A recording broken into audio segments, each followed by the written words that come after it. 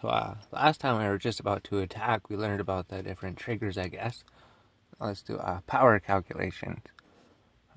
Compare the power of the unit that attacked and the unit that is attacked. If the attacking unit's power is higher than or equal to the unit being attacked, the attacks will hit. If the attack hits a rear guard, the unit is placed in the drop zone. If the attack hits a vanguard, damage check occurs. Okay. Yeah, so we'll just have this mermaid here. We'll have her as the target. That'll be a good test target then. So we're going to attack, so we just put him sideways. Whoops. Yeah, he was over here and he was over here. Okay. Yeah, and then we could boost him, right? 7, 8, 9, 10, 11. So now he's got 1200 attack. Alright. Compare the unit that attacked and the unit that is attacked. The attacking unit's power is higher. The attack will hit. If the attack hits a vanguard, damage check occurs. Okay, so we'll just say that's a vanguard then. When an attack, here we go. Yeah, damage check. When an attack hits an opponent's vanguard, he or she places the top card of his or her deck face up on the trigger zone. That card will go into the damage zone face up, but if it is a trigger unit, its effect will occur. Okay.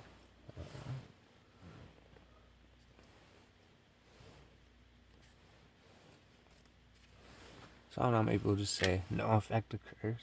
So the opponent does that, right? Opponent vanguard. He or she places the top card of his or her deck face up in the trigger zone. So their trigger zone would be where? Trigger check zone. Like there or something.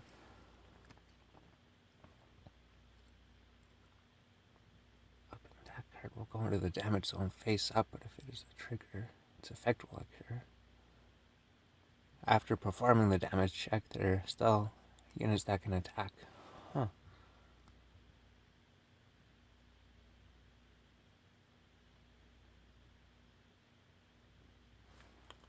Then we can continue to attack and hit your opponent's vanguard. When the cards in your opponent's damage zone reaches 6, you win. The flow of a card fight. This is the general outline of the flow. Learn it as you fight. So you stand up, then you stand and draw, and then ride, and then stride, then you call, use act abilities, attack, guard, drive check, power calculation, damage check, end of turn. Alright, card fight technique number 1, guard. When your opponent, okay, it's still going. When you're being attacked by your opponent, depending on how you guard, you may be able to defend your unit. Place a card from your hand to the guardian circle horizontally to add the value of the shield to the power of the unit being attacked. You may place as many cards as you want into the guardian circle as long as their grade is equal to or less than the vanguard. Okay, so maybe it's not a good thing I played her then. Maybe. I can't really play anything if I wanted to. Then add the shield to it from hand. 1100 plus the shield, so it boosts up to 21,000. The power up from the guard only affects for one attack. At the end of the attack, the power of the defending unit returns to the original value. The cards on the guardian circle are put into the drop zone. So the drop zone, that's like the graveyard then. Technique number 2. When your vanguard reaches grade 3, if you obtain an amazing power and a variety of abilities using a special move card, stride. But in order to stride, you must first fulfill the conditions stated below. Timing for stride is between ride and call. See page 12 for more information. So we already read all that then. Both your vanguards and your opponent's vanguards are grade 3 or greater. You have a face down G unit in your G zone. Choose one or more cards from your hand with a sum of grade 3 or greater and place it in the drop zone. Example, 1 grade 3 card, 1 of each grade 2, and 1 grade 1 example. One or more your cards from your hand with a sum of grade 3 or greater. Okay. If all 4 conditions are fulfilled, choose a face-down card that you would like to stride from your G zone, and stack it face up on your vanguard while declaring stride.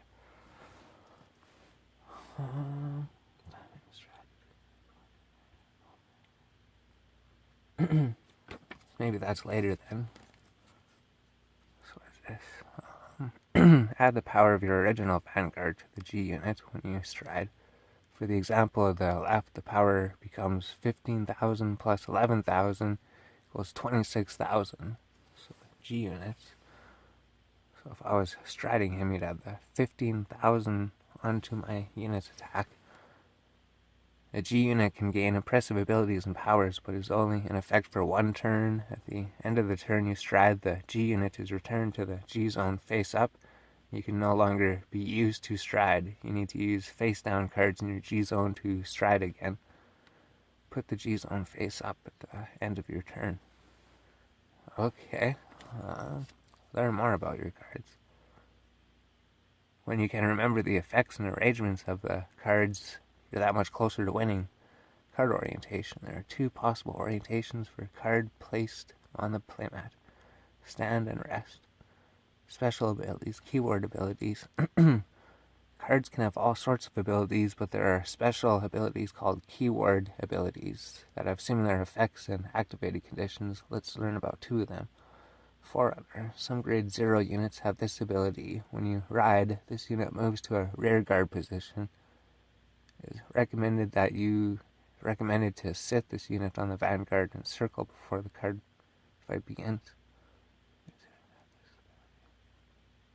Okay, yeah, so I'd be like, it'd be like this unit then. He has the Forerunner ability. So when he rides, he can go back to the rear guard. Okay, then the Sentinel, an ability that protects you from an opponent's attack. So you can only have 4 of those in your deck. And, okay, Sentinel, an ability that protects your opponent's attack completely. Using this Dex Fudo Yokomitsu by discarding 1 card from your hand as well. Your opponent's attack is negated. An important card to have in your dire situations. So I don't have any in my hand. Types of triggers and types of skill boost. We already went through that. Card abilities and types of icons. So the act and the auto things that are confusing everything. Card abilities and types of icons. Every card's individual ability, effect, conditions for activation, and cost are written in the translucent box at the middle part of the card. Once you get used to Cardfight, try reading this portion and fulfilling the conditions to activate the abilities.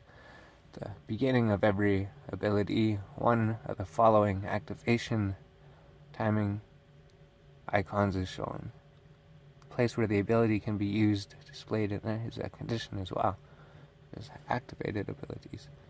You can activate this ability by paying the cost before attacking. Okay, and then auto.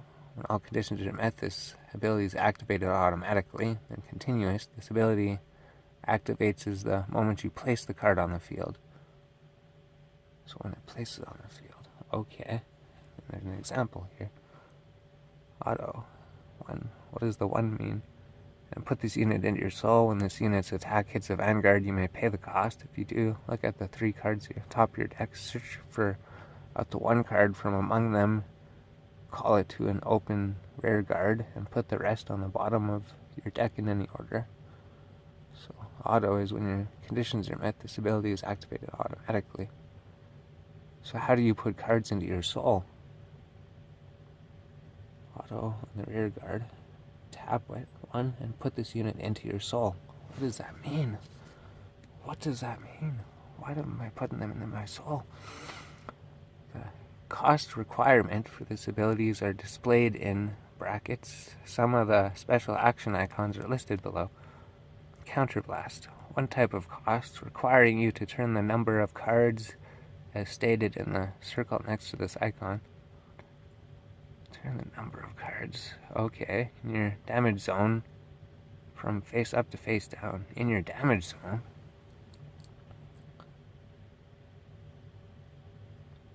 from the face up. Okay, Soul Blast.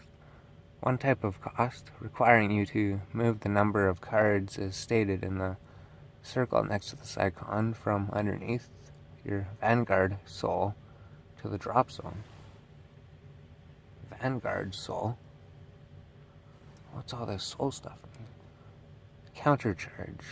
turn the number of cards as stated in the circle next to this icon in your damage zone from the face down to face up. This enables you to use Counterblast. Icon in your damage zone from face down to face up. Okay, Soul Charge. Put the number of cards stated in the circle next to this icon underneath your Vanguard from the top of your deck. This enables you to Soul Blast.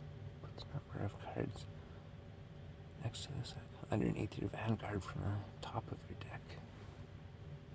Huh. So, when this unit is on the rearguard circle, use this automatically ability that activates when this unit's attack hits a Vanguard can. If you turn one face-up card in your damage zone face down and put this card into your soul underneath your Vanguard. Okay. Allow you to lock up to 3 cards. So this soul stuff, if you turn one face-up card in your damage zone face down and put this card into your soul underneath your Vanguard,